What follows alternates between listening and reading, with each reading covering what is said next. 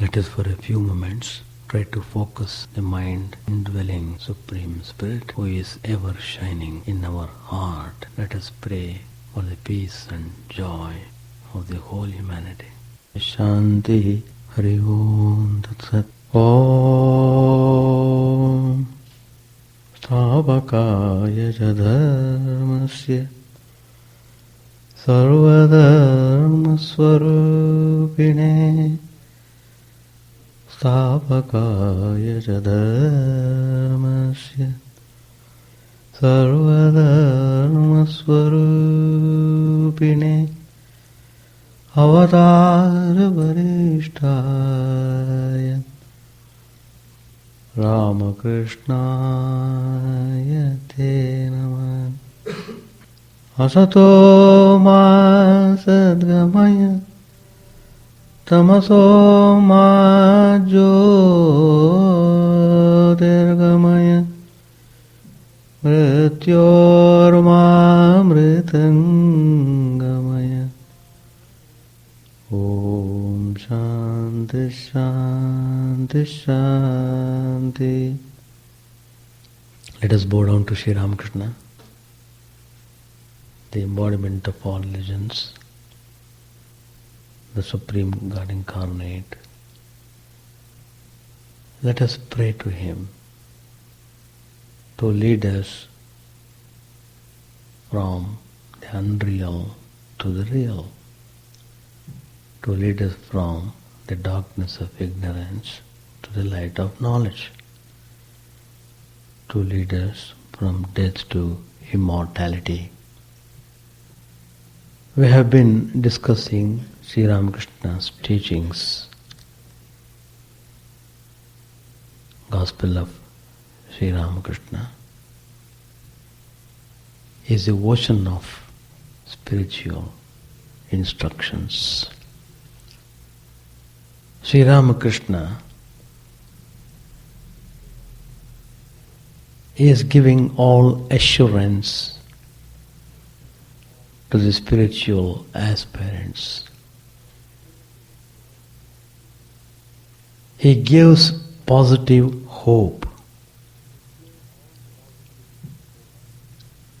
to all the spiritual seekers. He says very emphatically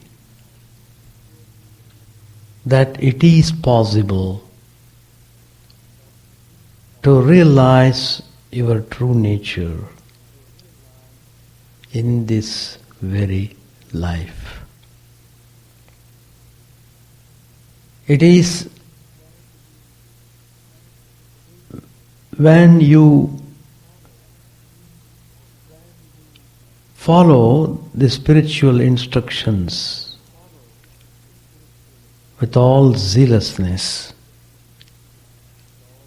if you are able to experience the truth in this very life, that conquered death,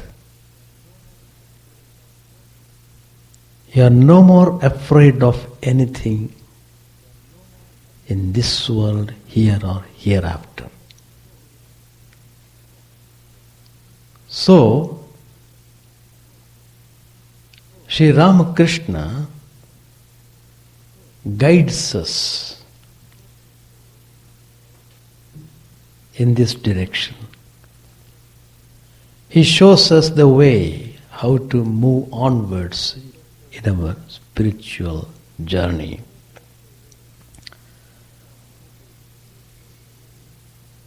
When one of the spiritual aspirants asked the question,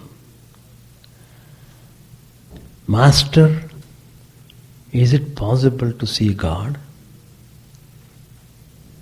Is it possible? Very fine question. We all want to see God. But the doubt comes whether it is possible. People keep on talking about God, God, God, God. They talk so much, and it almost means nothing to them.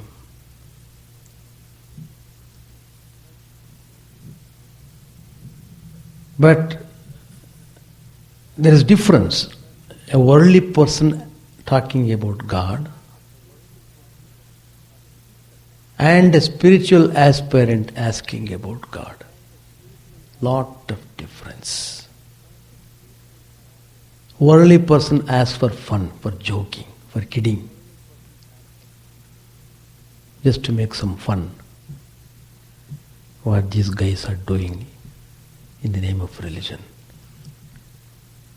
They are boastful of their way of life. Life is meant for enjoyment. Enjoy the life by whatever means, don't care. By hook or crook, enjoy the life. They also keep on asking, what is God? Where is God? Even in the tone itself you can make out their seriousness about knowing God. Anyway, here a spiritual aspirant very seriously putting the question. Very seriously. Is it possible? In that question he is revealing his weaknesses. The aspirant is telling, with all this weakness, with this fragile body, with these senses going in 1,000 directions, mind running helter-skelter, body dragging in one way, senses dragging in another way, mind dragging in yet another way, intellect confusing in one way, all sorts of things. With all these things, is it ever possible? It implies. Well, Sri Ramakrishna is very straightforward in answers. There is no duplicacy or any kind of vague answers. No. The reason is, Sri Ramakrishna is simple 100%. Secondly, he is pure 100%. So, he himself is the truth. The way he attracts the people, the first visit itself is enough for the man to keep continuing, coming, hearing what Sri Ramakrishna says. And Sri Ramakrishna is answering this question very, very clearly. That answer is for all of us who are seeking God. It is a very remarkable answer that shows exactly what we should do, that also shows exactly what religion is meant for. Everything is clear in Sri Ramakrishna's philosophy. There is no complication whatsoever. Unless you yourself want to complicate things.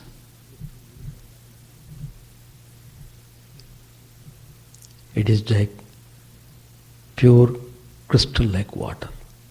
Sri Ramakrishna's teachings are so uplifting, like the Bhagavad Gita of Lord Krishna. He answered, well, you are asking me the question, is it possible to see God?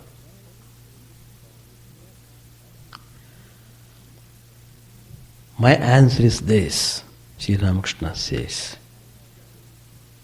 He is unknowable by the mind, engrossed in worldliness. Mark every word what Sri Ramakrishna has said.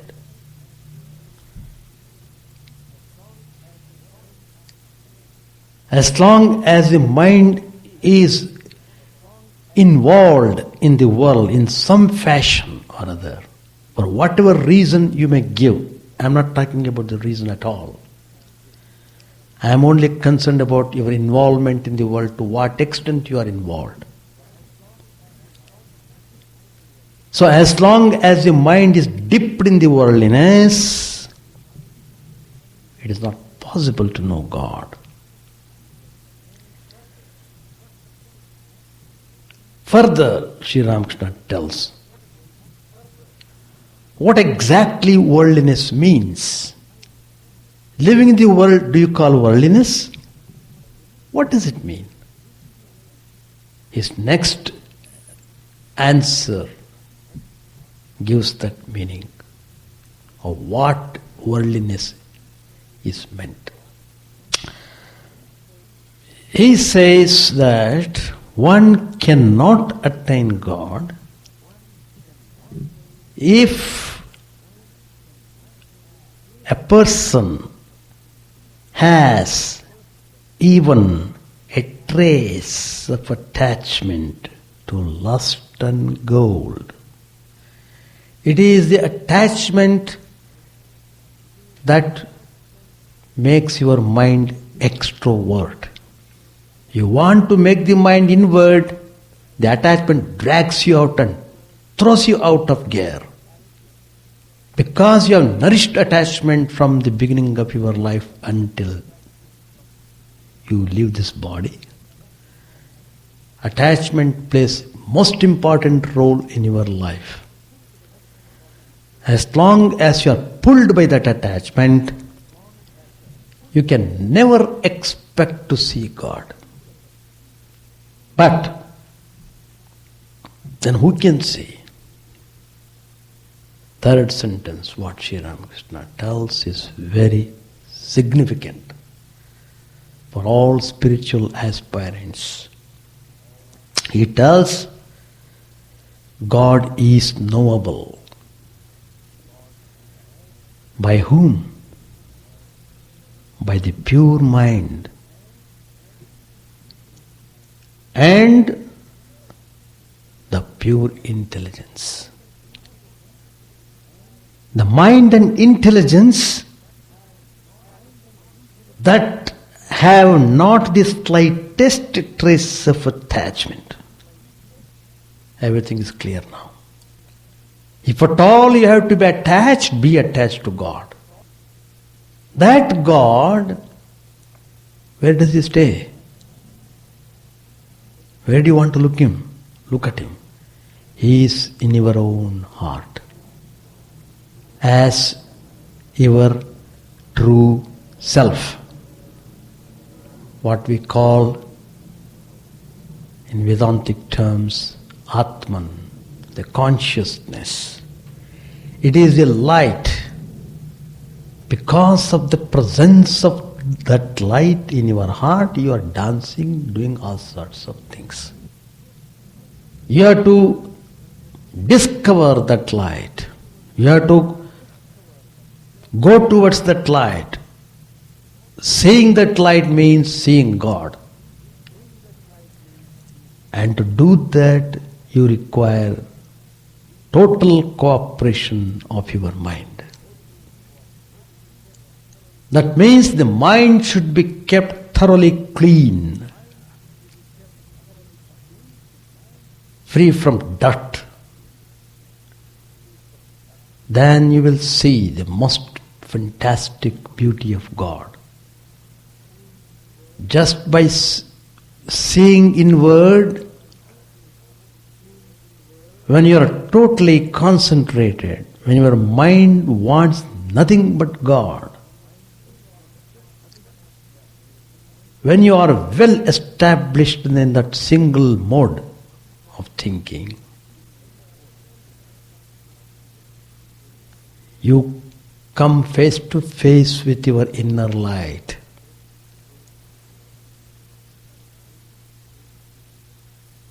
And if you are able to see that, you will be in ecstasy, which we call samadhi.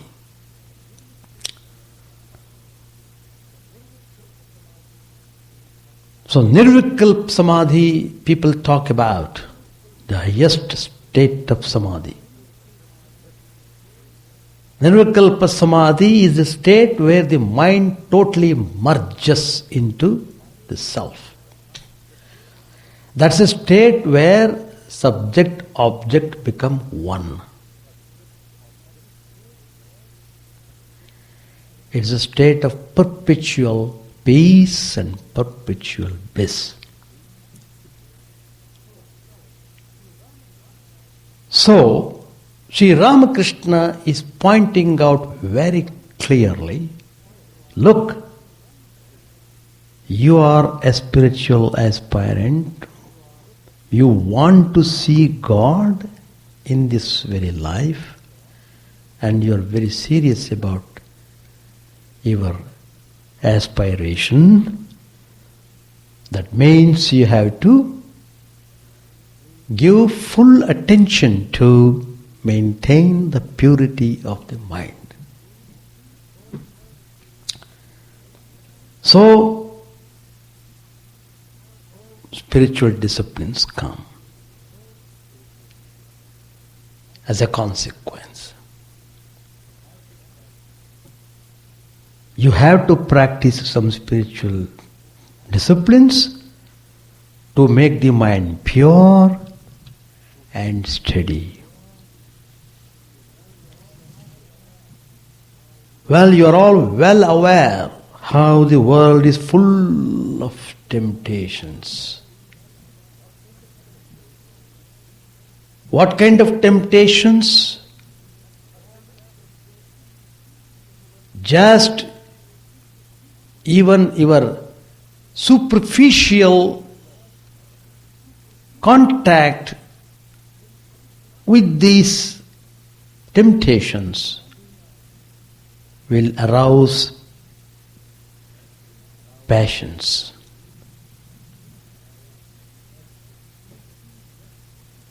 Every day you will see most of the people rushing in mad pursuit after sensual pleasures. As long as your mind is hankering after the sensual pleasures, you can never know the joy of God. That means your mind is in constant danger of becoming contaminated. Therefore, you must engage your mind in thinking positively good thoughts, studying good books, and discussing uplifting subjects. Everything what I said just now is important. That's the way to mold your character. Open your heart to the Divine Spirit. It will guide you along the right path. There is nothing more purifying than the Divine Name and meditation upon Him. When you think of the Divine Name, think you are thinking of that Divine Spirit. That's very important. You must associate your attitude, your feelings, your emotions, your relationship with the Divine Spirit when you utter the Divine Name. Sri Ramakrishna used to say, so long as the needle is covered with mud, it is not attracted to the magnet. But when the mud has been washed away, the needle is naturally drawn towards the magnet. So also, the mud of the mind is washed away if one thinks of God and meditates on Him and prays to Him with a yearning heart. At once the magnet of God attracts the needle of man's mind to him. And the moment the mind becomes pure, the divine grace begins to flow. Through this divine grace, God is revealed. What is it you are talking about, the mud of the mind? What is that mud? It is very clearly said. Selfishness, jealousy, hatred. These are the impurities. They are said to be the mud of the mind. They must be washed away by selfless activity and cherishing love of God. You are all very familiar with Lord Christ's teaching. Blessed are the pure in heart, for they shall see God. How beautiful statement. The strongest weapon of a saint is his purity. He attracts all to him by this virtue alone. Divine attraction it is called.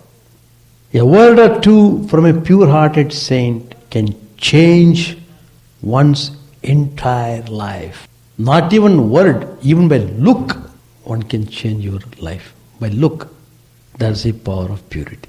Purity is a negative virtue.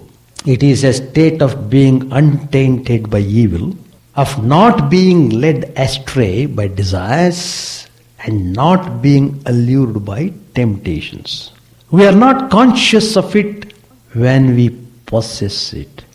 But when we lose it, we know that we have been robbed of a great treasure.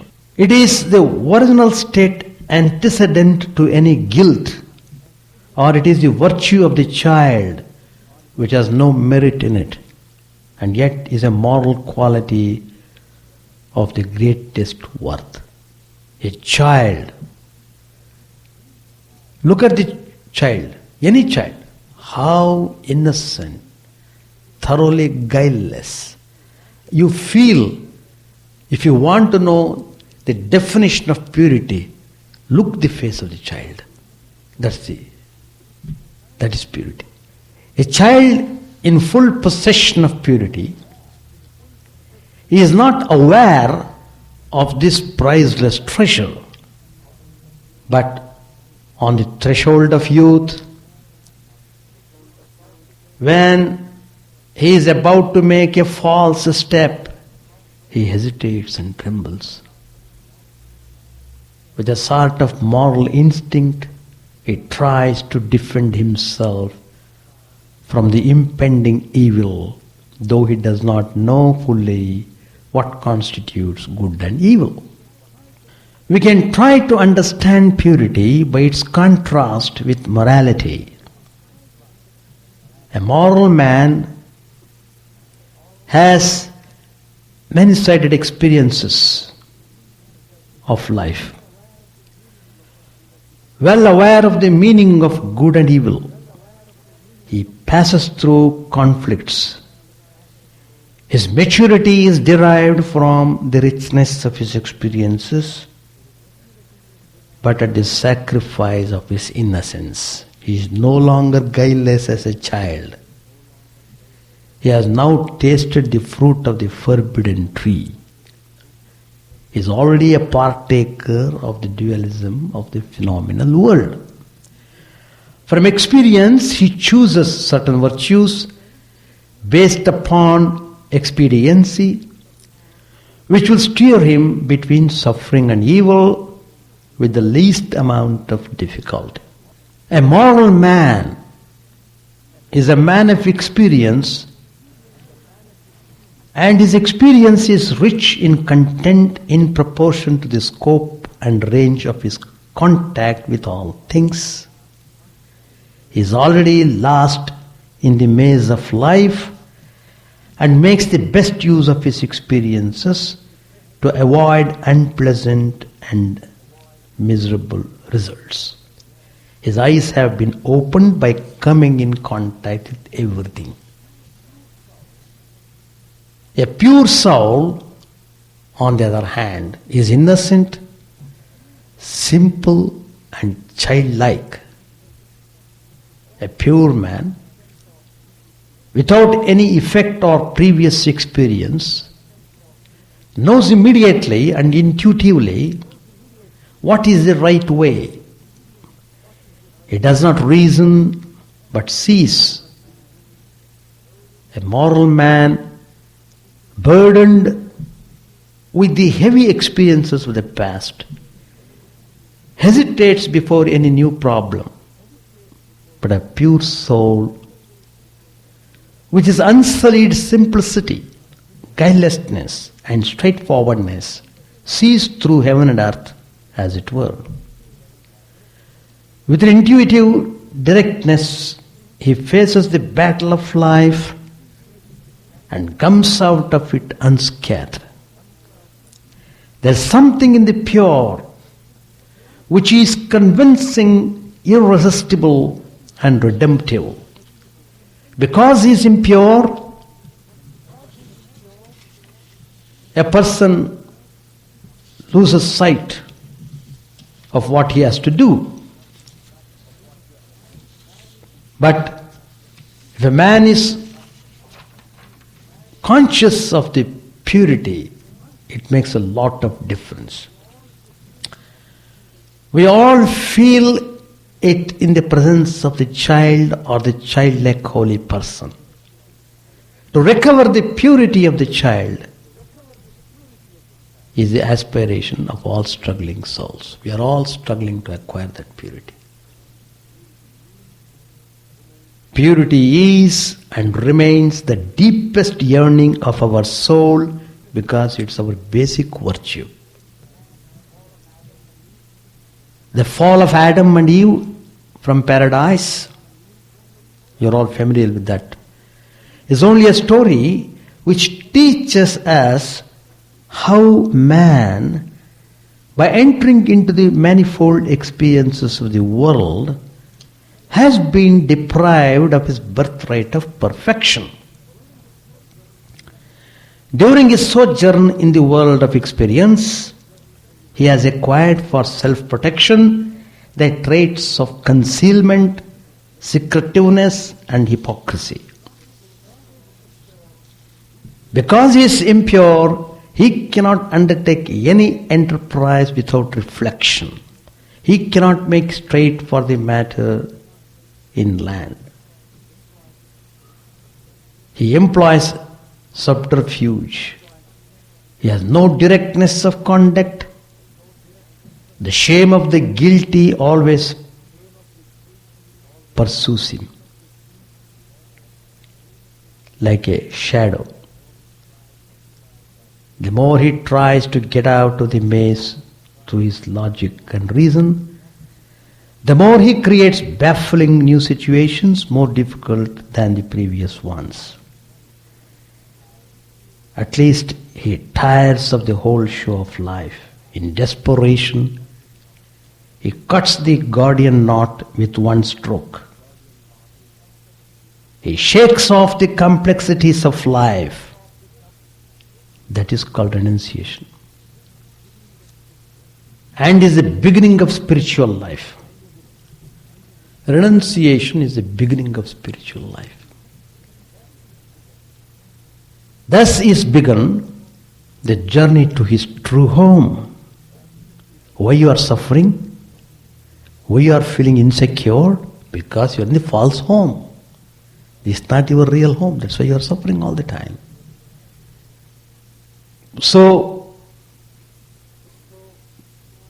his journey to the true home has begun, from which he has been in exile. He recovers his peace of mind only when he attains to his pristine purity. This philosophy of the fall of man is more or less what underlies all religions. According to the Hindu theory, there is no actual fall. We have forgotten for the time being our real nature. It is always there, and we have only to rediscover it. We are now hypnotized by the moral values of the illusory world. The purpose of religion is to dehypnotize ourselves. The nearer a man approaches his goal, the more he recaptures his lost purity. He has less and less to conceal. Secretiveness becomes alien to him. A pure soul is not disturbed by the shame of the guilty. As a pure mind has an evil influence and infects with evil, so the pure mind has an influence for good. In this respect, pure-mindedness, despite its originally negative character, shows itself to be an eminently positive and creative energy in life. So, our focus should be to establish ourselves in that state of purity. The more you become pure, the more God manifests in you. Purity is a sign of revelation of the truth. That means keeping the mind clean and pure. Then it is possible to know God. So, when the aspirant asked the question, is it possible to know God? It is possible. Only when the mind is not dipped in the worldliness. When the mind is disconnected from all types of attachments, when it doesn't want anything else but the divine, then it is possible to know God in this very life. That means you don't want anything. I want to see the truth, to experience the truth, nothing short of that. I don't want anything else. That is renunciation. So how far your mind is trained in that direction, success depends on that. And Sri Ramakrishna is there to testify how he could see God in this very life. And not only he saw God, he showed that divine spirit to Vivekananda. When he asked him, have you seen God? Yes, I have seen. You can also see. I have talked with him. You can also talk with him. Like that Sri Ramakrishna tells. And he made him talk, actually. And Vivekananda was in great trouble when in the home. He was so depressed because there's nothing to eat in the home. So he went for a job. Nobody could give him job. No vacancy. What could he do? He was at a point of frustration. He suffered terribly. And then let me go to Sri Ramakrishna. He has seen God. He can pray for me. I can get rid of this suffering in my home. So he came and asked Sri Ramakrishna, well, Sri Ramakrishna, you see, Sri Ramakrishna was very fond of Narendranath, Vivekananda. Vivekananda also was very fond of Sri Ramakrishna. So there was a very fine relationship between the two. And not only that, Vivekananda's heart was extremely pure. That's important. It's not that anybody and everybody can see God. No. Because he was well established in purity, Sri Ramakrishna, he loved him as his own self. He looked upon him as veritable Narayana himself, his veritable Lord Shiva. Like that, Sri Ramakrishna talks about Vivekananda. And when he came and asked, Master, I am in great difficulty. Will you kindly pray for me? Then Sri Ramakrishna straight away, that is the way of childlike simplicity. In a straight way, what? You are asking me to pray for you? Why do you want proxy? Can you not go? Is she not your mother? She is my mother and your mother too. And today is a very auspicious day. Today is Tuesday. Please go. Mother is very gracious. Whatever you ask, she will grant you. Whatever you ask, go. He did not tell him, ask like this. No. Go and ask anything what you want. The freedom was given. But when he went there, he was visibly moved, seeing the Divine Mother in all glory. He was ecstatic. And Mother smiled. The divine smile itself is enough. Well, my child, what do you want? What is it you have come? Oh, Mother, you are asking me what do I want? Give me jnana, bhakti, vivek, vairagya, knowledge, devotion, discrimination, renunciation. Give me that. Good, you will have it. Then he came back. Sri Ramakrishna was waiting. What? Did you ask to remove your poverty in the home? Did you ask Mother to remove all the difficulties in the home? Oh, I didn't ask. Go second time. If you have forgotten, I understand. Go again. Second time, third time. He could not ask.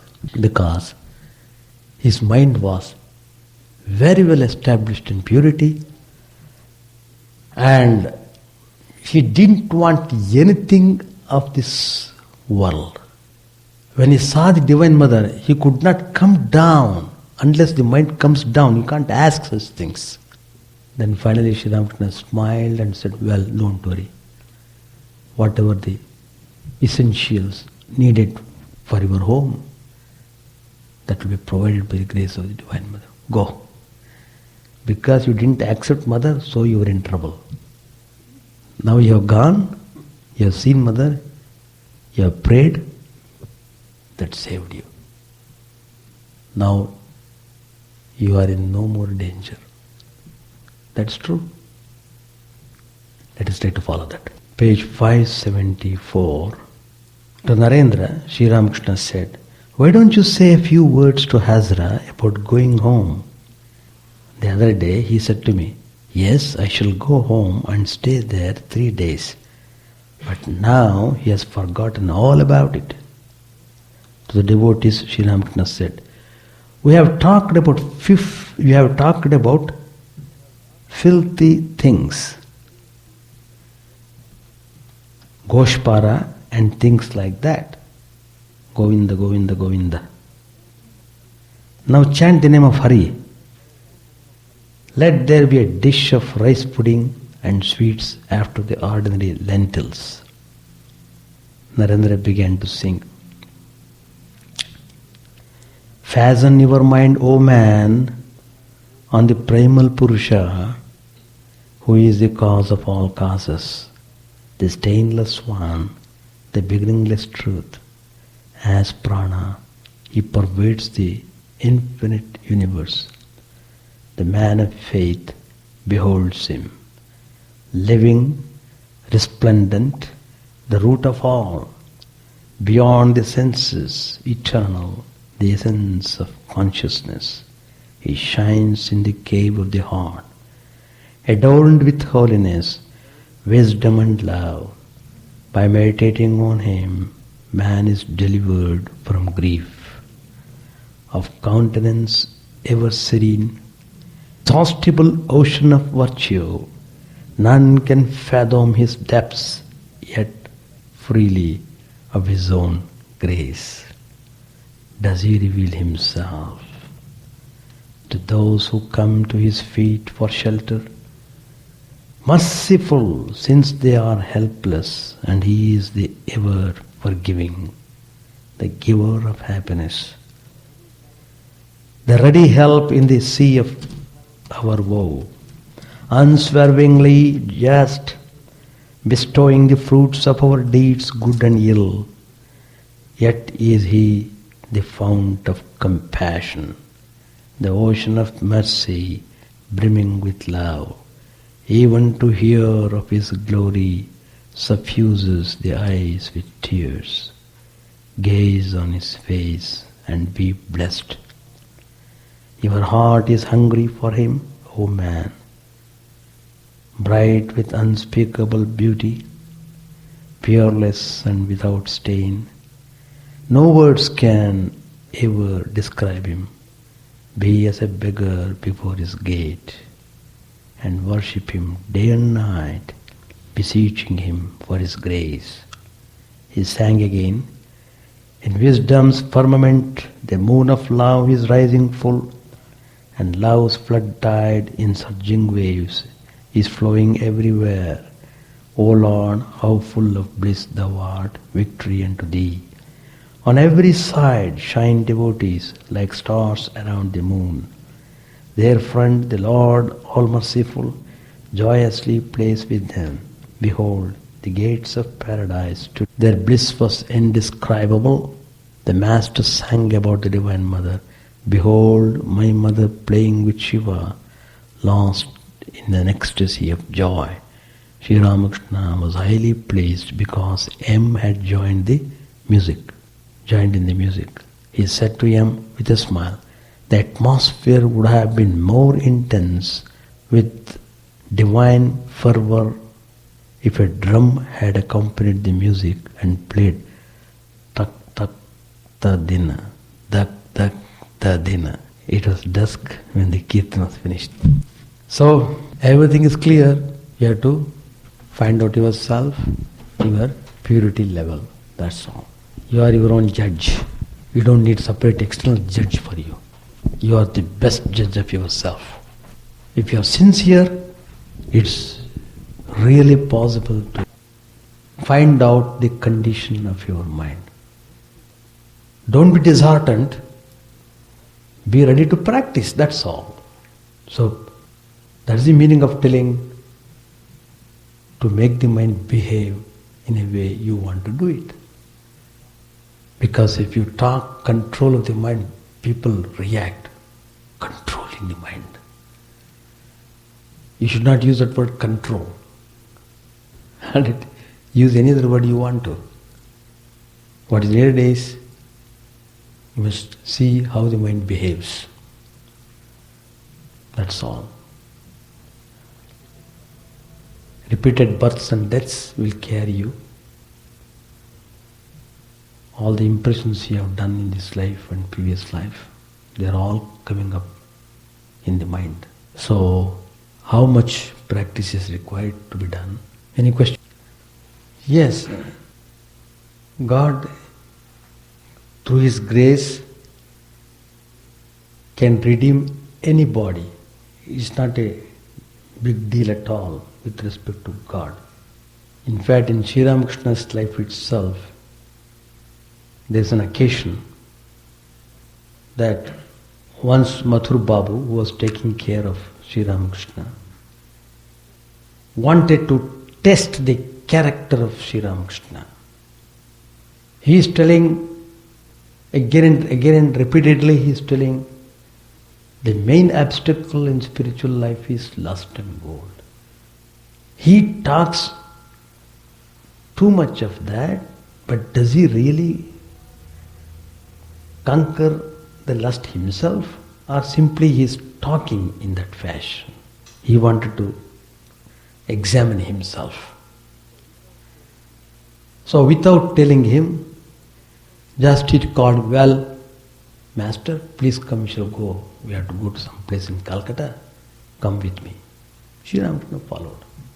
They were going in a tram car, whatever it is. He came. And then Mother Babu said, let us go into this home and we want to see some people. He went inside. As I said earlier, it was pre-arranged.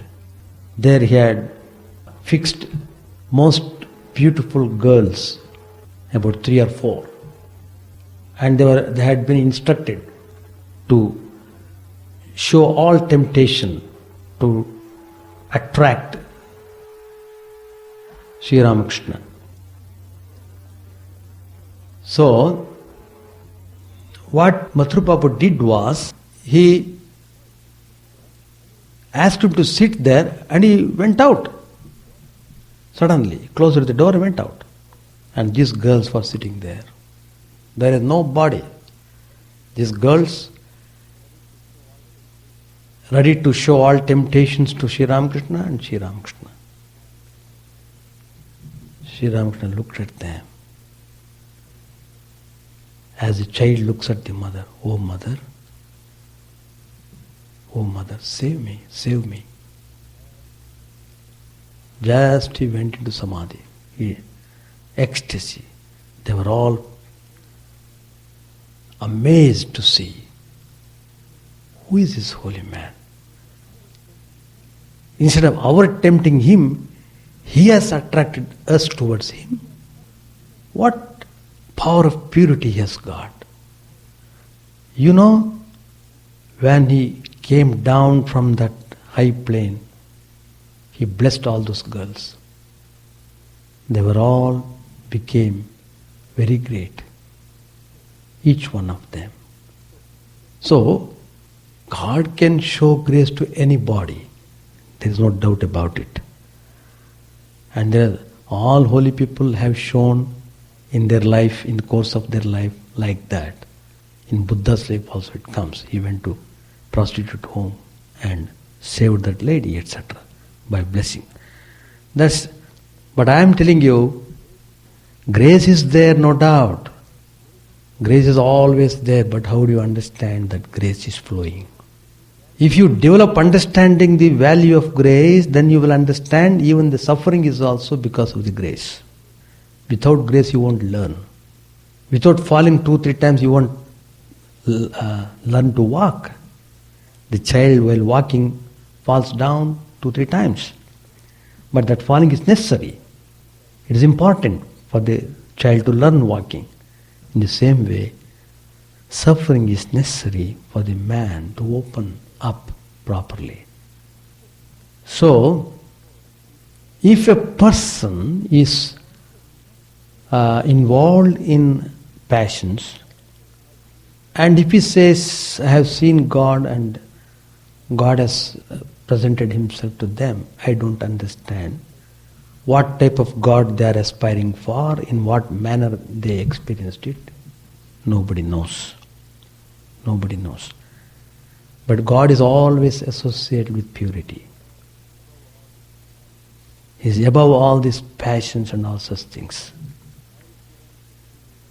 Why Sri Ramakrishna is telling again and again?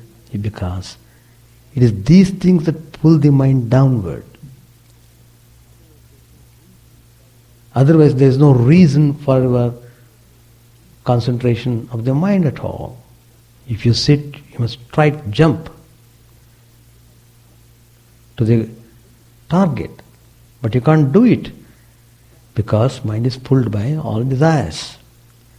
Kama, krodha, rajoguna samudbhava, mahashano, mahapapma, vidyenamiga vairinam. Kama, otherwise called krodha.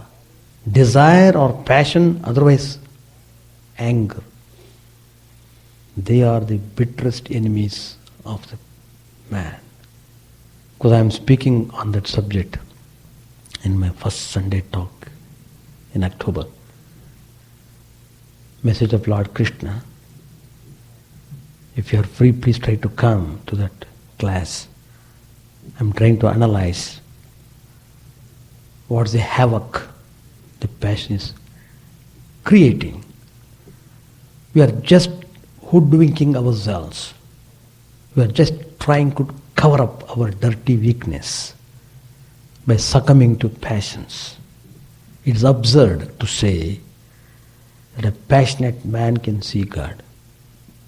Totally absurd. And he cannot see God. If he says he has seen God, I don't know what type of God he is seeing and what is his definition of God, I don't know. But all the spiritual texts have declared God is purity itself. Purity is God. Nitya Shuddha Buddha Mukta Swabhava. Chidananda Rupa Shivoham, Shivoham. Ever pure, ever perfect. He is that. I am that Shiva. Shiva means pure. Purity is always associated with Shiva. It is like a fire. It burns all the impurities. But it doesn't mean that people living a householder life cannot realize God. It doesn't mean that way. I didn't mean that. Sri Ramakrishna himself tells, well, it is not possible for all the people to renounce everything and go to forest and concentrate totally on God. How many people can do that?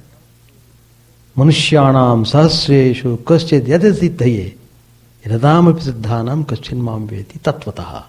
Lord Krishna says in the Gita, thousands struggle. Among thousands, 1 in 1,000 may be able to know me properly.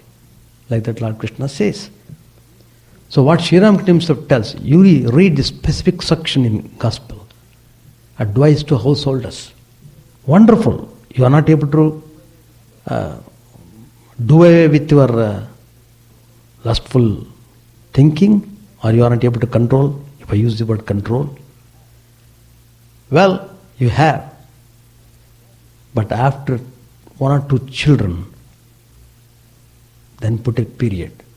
Don't indulge yourself in sexual activity till your death, and at the same time shouting, I didn't realize God. You can never realize God in that fashion. It's all people talk in order to cover up their weakness. That's all I should say. A real holy man is totally free from lust. 100% is free.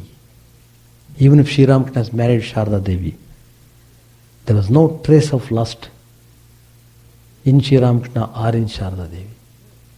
They are purity incarnate. To show that married life does not mean sex life. People have that notion. You may have partners, it doesn't mean you should be sexy. But anyway, Lord himself has created everything. It is true, Lord himself has created good and bad things. Lord created himself, has created 3 gunas, sattva, rajas, tamas. Well, enjoy, fun, good. Don't complain anything. That's all. That's one way of explanation. Yoga Brashta means one who has practiced disciplines very vigorously. For some reason he has fallen, he could not achieve the goal. So he is born again, and so, but he will continue the practices from where he stopped. And it is true, see, everyone has to complete the journey. You call by any name you want, either Yoga Brashta, Tato Brashta, Yato Brashta, whatever you may call. Whatever Brashta you may be, everyone has to reach goal, has to complete the circle. And you have to open up yourself and you have to clean yourself. You can't say, you can't keep the clothes dirty and at the same time say, I am clean. You can't say like that. Anyway, purity is itself God. Thank you. Chant the name of the Lord and His glory unceasingly, that the mirror of the heart may be wiped clean, and quench that mighty forest fire, worldly lust, raging furiously within. O name, stream down in moonlight on the lotus heart, opening its cup to knowledge of thyself. O self, drowned deep in the waves of His bliss, tasting His nectar at every step, bathing in His name, that bath for weary souls. Various are Thy names, O Lord, in each and every name Thy power resides. No times are set, no rites are needful for chanting of Thy name. So vast is Thy mercy, how huge then is my assuredness, who find in this empty life and heart no devotion to Thy name. O my mind, be humbler than a blade of grass. Be patient and forbearing like a tree. Take no honor to thyself, give honor to all. Chant unceasingly the name of the Lord. O Lord and Soul of the universe, mine is no prayer for wealth or retinue, the playthings of lust or the toys of fame. As many times as I may be reborn, grant me, O Lord, a steadfast love for Thee. A drowning man in this world's fearful ocean is Thy servant, O sweet one. In Thy mercy consider him as dust beneath Thy feet. How I long for the day when an instant separation from Thee, O Lord, will be as 1,000 years. When my heart burns away with its desire, and the world without Thee is a heartless void. Prostrate at Thy feet let me be in unwavering devotion, neither imploring the embrace of Thine arms, nor bewailing the withdrawal of Thy presence, though with tears my soul has handled. O Thou who stealest the hearts of Thy devotees, do with me what Thou wilt, for Thou art my heart's beloved, Thou and Thou alone. O Lord, lead us from the unreal to the real, lead us from darkness to light, and lead us from death to immortality. May all be free from dangers, may all realize what is good, may all be actuated by noble thoughts, may all rejoice everywhere. May all be happy. May all be free from disease. May all realize what is good. May none be subject to misery. May the wicked become virtuous. May the virtuous attain tranquility. May the tranquil be free from bonds. May the freed make others free. May good betide all people. May the sovereign righteously rule the earth. May all beings ever attain what is good. May the worlds be prosperous and happy. May the clouds pour rain in time. May the earth be blessed with crops. May all countries be freed from calamity. May holy men live without fear. May the Lord, the destroyer of sins, the presiding deity of all sacred works, is satisfied. For He being pleased, the whole universe becomes pleased.